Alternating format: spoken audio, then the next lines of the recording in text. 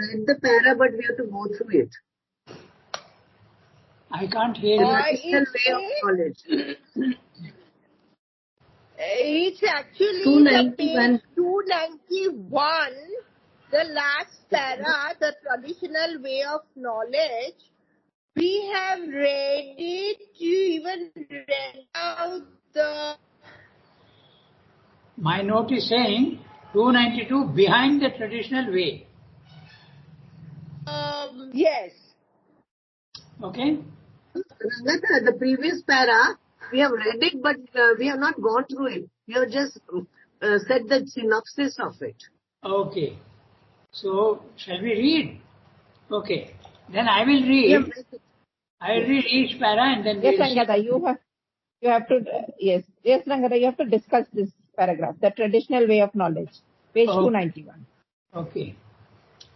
So, behind the traditional way of knowledge, justifying its thought Oh, Rangada.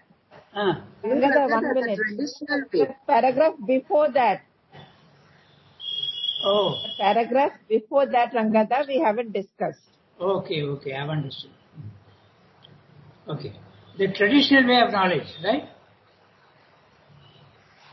Yes, Rangada. Yes, Rangada. Yeah, okay. Yes, Rangada. The traditional way of knowledge proceeds by elimination and rejects successively the body, the life, the senses, the heart, and the very thought in order to merge into the quiescent self or supreme nihil or indefinite absolute. We will discuss this. Traditional way, he is talking of Jnana Yoga. Okay? Remember, we are in Jnana Yoga section. The first we have already finished the Karma Yoga section.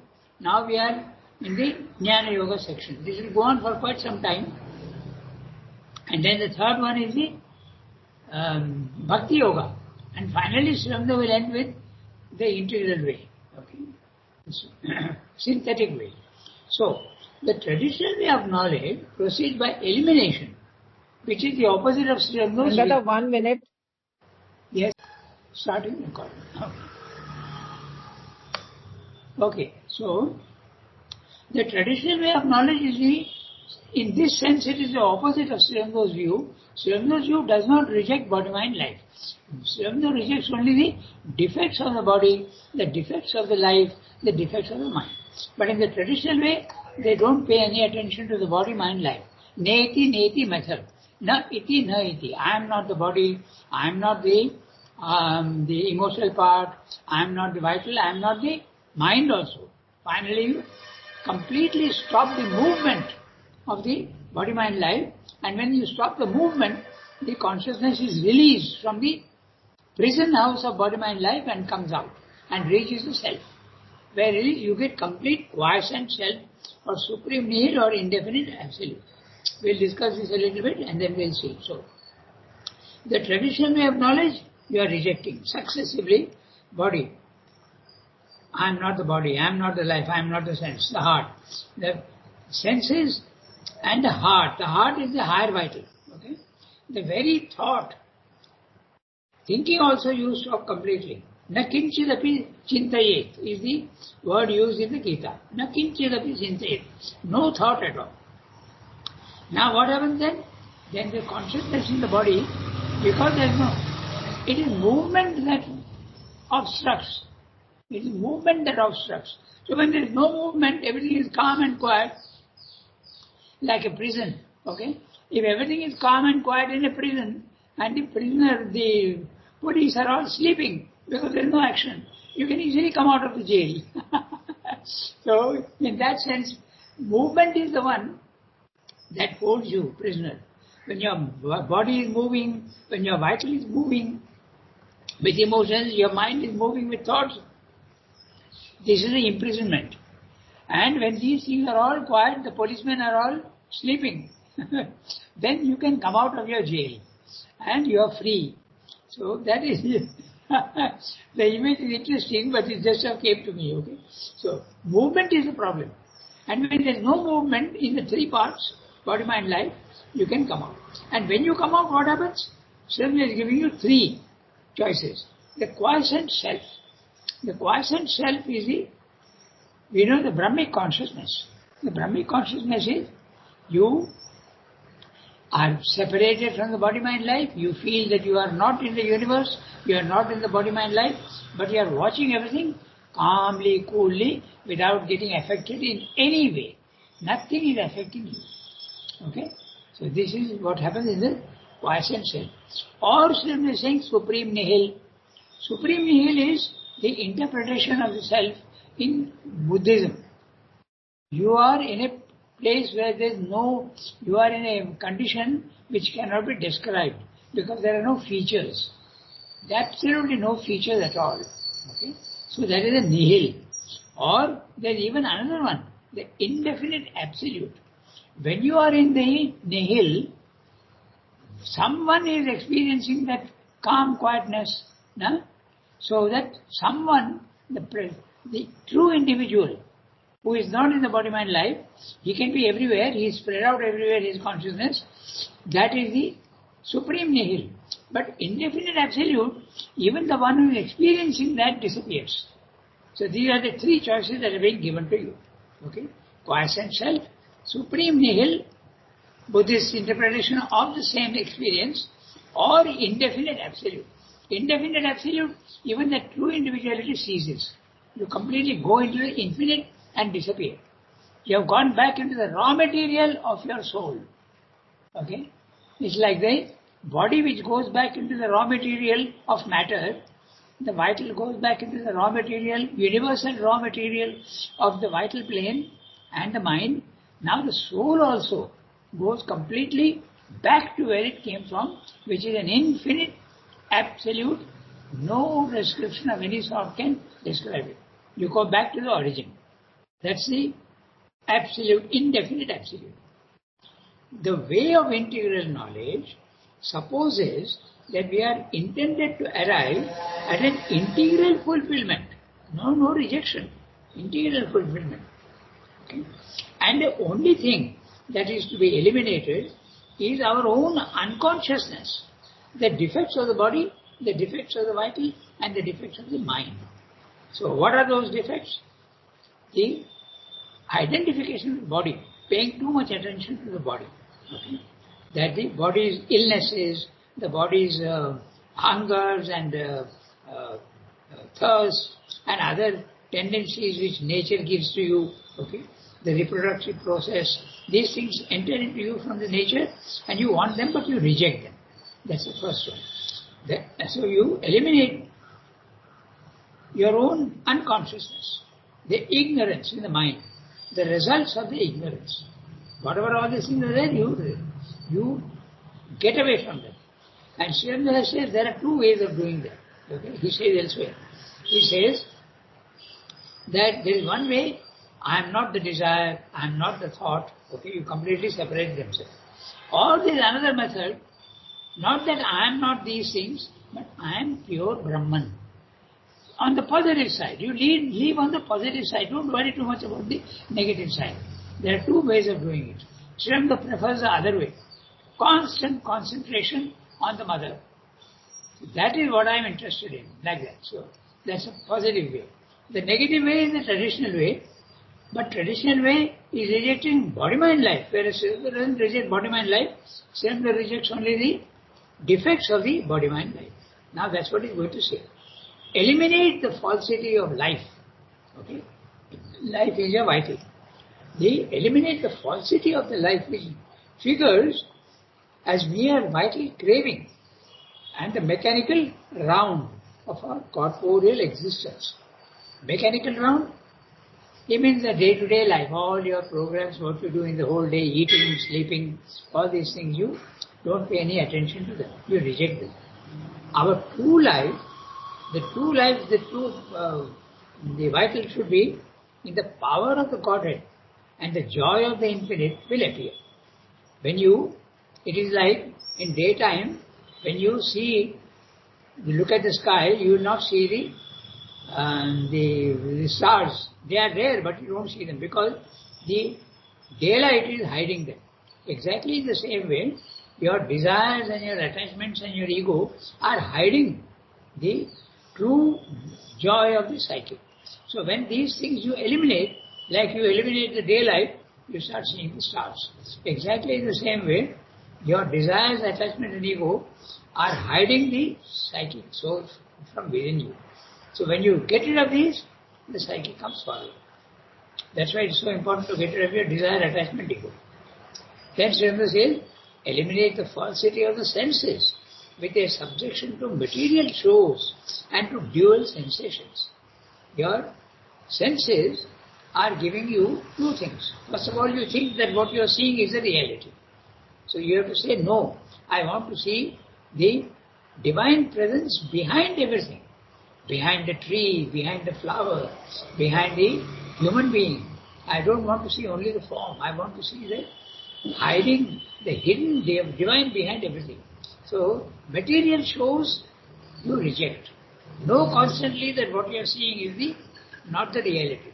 And to dual sensations, hot, cold, good, bad, all these things are dual sensations. Ignorance, knowledge. So this, you reject these dual sensations. There is then a greater sense in us that can open through these to the divine in things. There you are. So you're trying to concentrate on the divine in things, the divine presence. And if you say that what I am seeing, the body, is not the reality, then slowly, not quickly, very slowly, the divine reveals himself in everything. And also, we get attracted to the form. Okay? When we see food, there is greed. When we see a good dress, then there is desire. When you see a good-looking human being, then all sorts of other things start appearing in the body. You want possession. So all these things you have to reject. You have to reject the material shows. Then the divine presence is seen. Not in 1 day or 2 days or 3 days, but you have to go on doing this continuously, maybe for lives even. But you mustn't give up. If you give up, it's gone. Open the divine things and divinely reply to it. Okay? So when you see the divine, then your body-mind life also will give a divine reply. There will be an exchange. Okay? Next, eliminate the falsity of the heart, your higher vital. Or also, sometimes the lower vital center is saying the turbid passions and desires and its dual emotions. Okay? So you reject the desires and the passions that come in. When you see material shows, then passions come in. You are attracted to physical things. So that has to be completely denied. And when you do that, slowly a deeper heart in us can open with its divine love for all creatures. If you see something and appreciate the beauty without attachment and desire, then the divine will show himself in joy and beauty. Suppose you look at a beautiful flower. You can appreciate the beauty without too much of desire. But when you look at a beautiful human being, then all sorts of passions and desires start coming in. So you have to reject. You should not see only the form. You have to see something, try to see something behind. What I am seeing is not the reality, but I want to see the divine presence in things. That's what Swami is saying. Then he has told about the senses and the lower vital.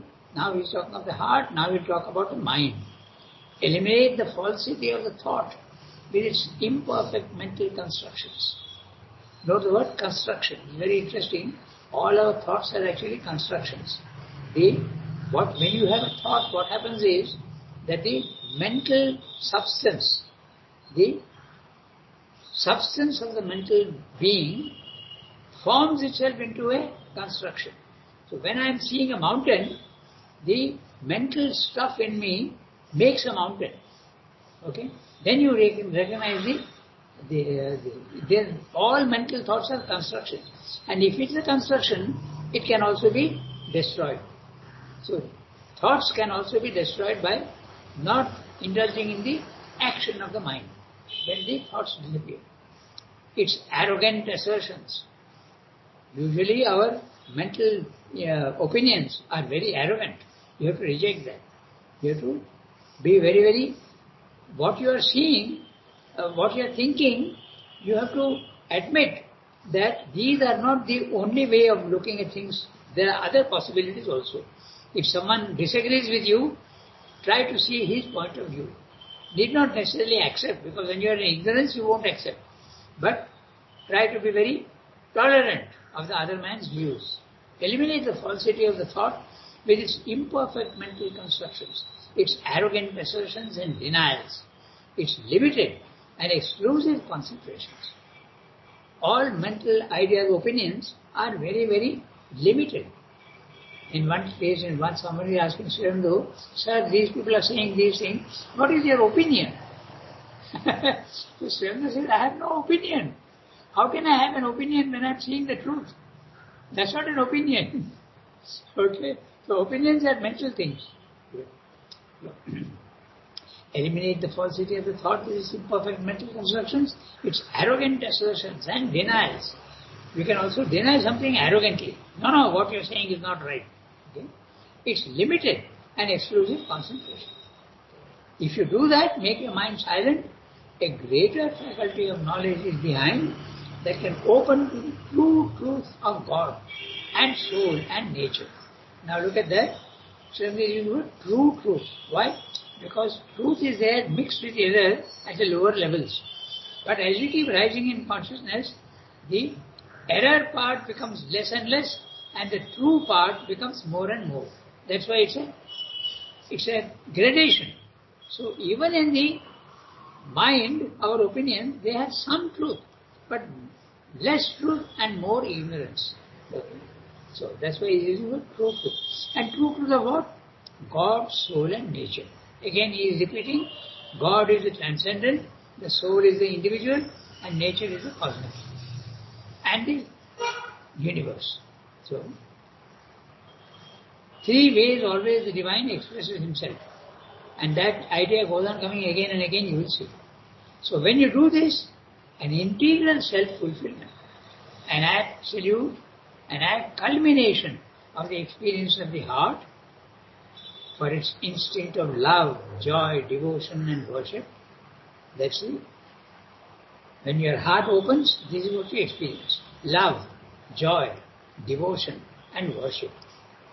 When the heart opens, the psychic being opens, it's a combination of love, joy and beauty. Shakespeare is not mentioning beauty here, but that also comes in.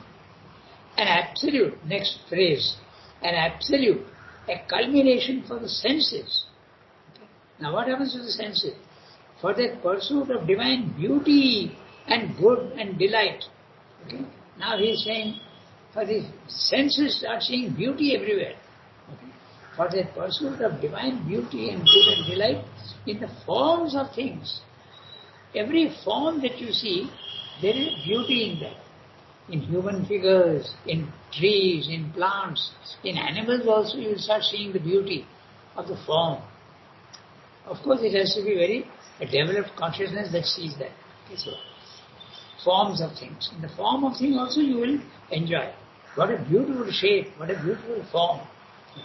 It's easy to see the beauty in forms in some things, but not everything. But if you are in that consciousness, you will see the beauty of everything, all forms, not only flowers and nature and other things also. Okay. Then finally, an absolute, not finally, but absolute culmination for the life. Okay. For the vital, for its pursuit of works. Okay, life. He is talking of karma yoga, your actions. Okay. So culmination for the life, for its pursuit of works of divine power, mastery and perfection. The more you practice karma yoga and do everything for the divine, your work becomes more and more perfect and you start becoming master of the circumstances and you get the power to do whatever has to be done. An absolute culmination beyond its own limits for the thought, for its hunger after truth and light and divine wisdom and knowledge. All these things open up. not something quite other than themselves, from which they are all cast away, is the end of these things in our nature. You don't have to cast away in the integral yoga, but something supreme in which they at once transcend themselves and find their own absolutes and infinitudes, their harmonies beyond measure.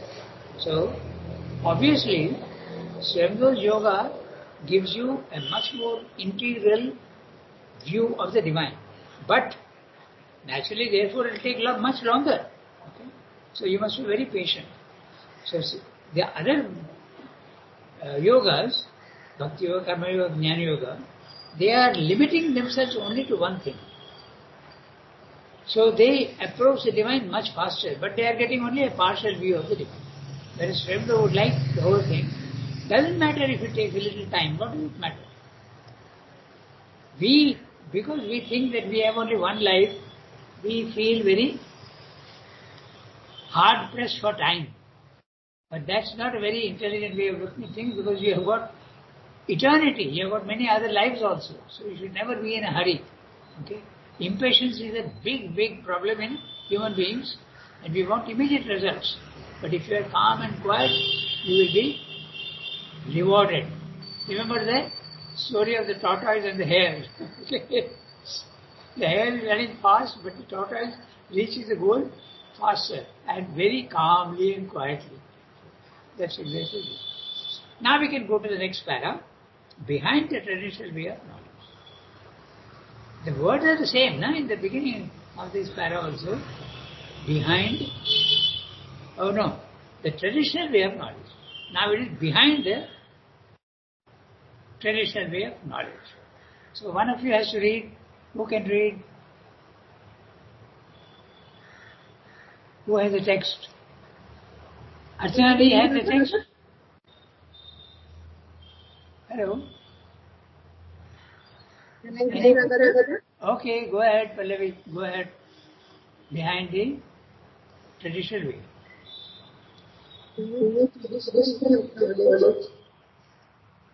Justifying thought process of elimination and withdrawal stands an overmastering spiritual experience. Deep, intense, convincing, common to all who have overstepped a certain limit of the active mind belt into horizonless inner space. This is the great experience of liberation. The consciousness of something within us that is behind and outside of the universe and all its forms, interests, aims, events, and happenings. Calm, untouched, unconcerned, illimitable, immobile, free, the uplook to something above us, indescribable and unseizable, into which, by abolition of our personality, we can enter. The presence of an omnipresent, eternal witness Purusha. The sense of an infinity or a timelessness that looks down on us from an august negation of all our existence and is alone the one thing real. This experience is the highest sublimation of spiritualized mind, looking resolutely beyond its own existence. No one who has not passed through this liberation can be entirely free from the mind and its meshes. But one is not compelled to linger in this experience forever. Great as it is only the mind's overwhelming experience of what is beyond itself and all it can conceive. It is a supreme negative experience, but beyond it is all the tremendous light of an infinite consciousness, an illimitable knowledge, and affirmative absolute presence. Now Swayambhu is taking up the Jnana Yoga and saying that it is wonderful. But it is not the end. He is pointing out the defect also of the traditional path, which thinks that reaching the Brahmic consciousness, the absolute, immutable, featureless, infinite, is enough, they think. But Swayambhu is pointing out that that's not enough at all for the integral yoga. So we go step by step and see what he is saying. Now look at the language. Behind the traditional way of knowledge, okay, justifying its thought process of elimination and withdrawal, so he's saying that it's a way, and it can be done in that way. Okay, it's not wrong, but it is limited. stands an overmastering spiritual experience. And what is that? The Brahmic consciousness, very clear. Okay? The self, the Atman. You cannot describe it so many ways. And what is all this? These are only words. But you must remember, you are in a consciousness which is not possible to describe. You feel yourself to be outside time and space. You feel yourself to be infinite. You also feel that you have always existed. You are immortal. Huh? So this is the experience of the self. Deep, intense, convincing, common to all who have overstepped a certain limit of the active mind belt into horizonless inner space. This is the great experience of liberation, mukti, okay, salvation. The consciousness of something within us that is behind and outside of the universe and all its forms, interests, aims, events and happenings. Calm, untouched, unconcerned, illimitable, immobile, free. The uplook to something above us, indescribable and unseizable, into which by abolition of our personality we can enter the presence of an omnipresent, eternal witness Purusha. You see, I thought the sentence will be short, but it's going on, going on, going on. So we'll go back and see each phrase. Okay, that's the important part. First thing I would like you to see is Shankar's description. A certain limit of the active mind belt. The mind belt is our normal mind. Okay, and it's a limited thing. Your thoughts limit it from going beyond the mind. So, mind belt into horizonless inner space. Now we were just talking of beauty of forms. Now look at the beauty of language here. Okay? He could have said infinite inner space. But when you say horizonless inner space, how beautiful is the language. Huh? So, and it adds something. No horizon even, so infinite. So, we have to appreciate the language. This is beauty of language. Not beauty of forms only, but beauty of language. Horizonless inner space. This is the great experience of liberation. Liberation, your consciousness of the soul comes out of the prison of body, mind, life and you are liberated. The consciousness of something within us that is behind and outside of the universe. So, it can be behind and outside of the universe. Normally the self is, you feel yourself to be outside the body, mind, life, and the body, mind, life is in the universe. So you feel yourself to be outside the universe. The word used is normally transcendent. Okay? The transcendent aspect of the divine. And transcending of what? All forms, interests, aims, events and happenings. Calm, untouched, unconcerned. I had a friend, very close friend, who had this experience of the Brahmic consciousness. And it was even difficult to pull him to work. We used to go together to the press to work, but he used to go on delaying. I said, come on, get up, it's time now. No interest. Blankly he will go there. Okay? Doesn't feel like working also. What is important for us in our aims, interests, okay? They seem to be so important. Okay? All those things disappear completely. And happenings, calm, untouched, unconcerned. If others looking at this person may feel, what a fellow, immoral fellow, he is not doing his duty, he is not, he is so dull, he is not reacting to anything. You may feel like that. But it's a high level of consciousness. Never judge anybody by the superficial aspects of things. The consciousness is something within us that is behind and outside of the universe and all its forms. No interest in the forms. No interest even in things which interested you before. All desires vanish. Aims, events and happenings. Calm, untouched, unconcerned. Illimitable, immobile, free. Each word will add to the picture that you have of this Brahmic consciousness. Okay? Look at each word and you will appreciate. Calm, first of all. No movements. Untouched. No, none of the desires of the body, mind, life are coming to you. They are there in the body, mind, life. But you are not concerned. Your consciousness is separated from the body, mind, life. Unconcerned. Whatever happens, no importance at all. Illimitable. immobile, free, the uplook. Now this is a word you won't find in the dictionary, but so clear what Sriyamdu means. Looking up, okay? Uplook to something above us, which is indescribable and unseizable, into which by abolition of our personality. What is the personality? Body, mind, life. Remember, personality with a P lowercase, Sriyamdu always means the outer nature. And the outer nature is your body, mind, life. So, this is the importance of reading Sriyamdu, and extensively, if you read extensively, you will know what he means by personality. So that's why make it very clear, we say body, mind, life. Abolition of our body, mind, life. He is talking of the traditional path, remember. So abolition of the personality, we can enter the presence of an omnipresent, eternal witness Purusha. So, another way of describing the self is a witness Purusha. You are not affected by anything, you are not judging anything, you are not passing any comment on anything, you are just walking, watching, just seeing with great clarity everything that is there. This is red, that is blue. I am not making a judgment of which is superior or inferior. I am just watching everything, seeing exactly what the thing is, without judgment. Okay? So, witness Purusha, the sense of an infinity or a timelessness that looks down on us from an august negation. Now look at that. He is using the word negation. Okay? Because you are rejecting the physical world. You are outside the physical world and you are rejecting it. August, great, noble. Okay? Negation of all our existence. And is alone the one thing real. That is the only thing real, so therefore you pay full attention to that. This experience is the highest sublimation of spiritualized mind, looking resolutely beyond its own existence. Your own existence in the body, mind, life, you are looking far beyond that. Your true consciousness becomes a true individual, not the ego of the body, mind, life. No one who has not passed through this liberation can be entirely free from the mind and its meshes.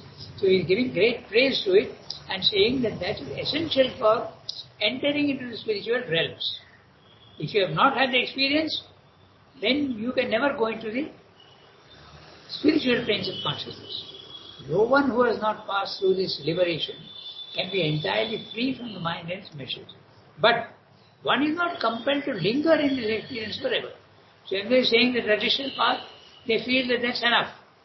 I have been liberated, I am free. So when they are saying that's not necessary, you can go even higher up. Great as it is only the mind's overwhelming experience of what is beyond itself and all it can conceive. It's a supreme negative experience. Why? Because nothing is affecting you. You are in great peace, but there is no joy, there is no power. You are not even interested in joy and power. Okay? The joy can be there, a very mild joy. Okay? Because in the self, also, if self is not only one experience, you can have experience of many, many things in the self. But basic description he has given you. Those things are there, and you are a witness. It's a supreme negative experience. Then what would be the positive experience? Everything that comes to you is affecting you in a positive way. Everything, that which you felt disgustingly bad before, now it comes into you and you start enjoying. Okay? Everything is God, because everything is God. Advaita. So therefore you start enjoying everything. That is the positive experience. And for that you have to go to the next level, which is the Purushottama level, or the, as Sriyamdu says, the supramental level. Great as it is, it's only the mind's overwhelming experience of what is beyond itself and all it can conceive. From our normal consciousness, when you go to the self, it is so fantastic and so different that you have a tendency to feel that this is the ultimate experience. And so you stop there. Sriyamdu is saying that's not necessary, you can go even higher up. And when you go higher up, it becomes positive. You start enjoying everything. And you have power also to deal with everything. It's a supreme negative experience, but beyond it is all the tremendous light of an infinite consciousness, an illimitable knowledge, an affirmative, not negative, affirmative absolute presence. That's a supermind, obviously. Okay. The supreme negation is in the middle, the self, and beyond the self, beyond the three planes of the spiritual consciousness, higher mind, eleven mind, intuitive mind, over mind, then you enter into this supramental, or what the Gita calls the Purushottama consciousness, infinite consciousness, an illimitable knowledge, an affirmative absolute presence, not a negative absolute presence. Negative absolute presence is what Buddhism and Mayavada experience. And they are very happy with that because no suffering is there. But Srila says, why only stop at no suffering? Why not go to perfect enjoyment of everything? Because the divine is everything. So you should be able to enjoy everything. Okay. So we have only 3 minutes left, 2 minutes left. So I don't think we can do the next one. We'll keep it for next time.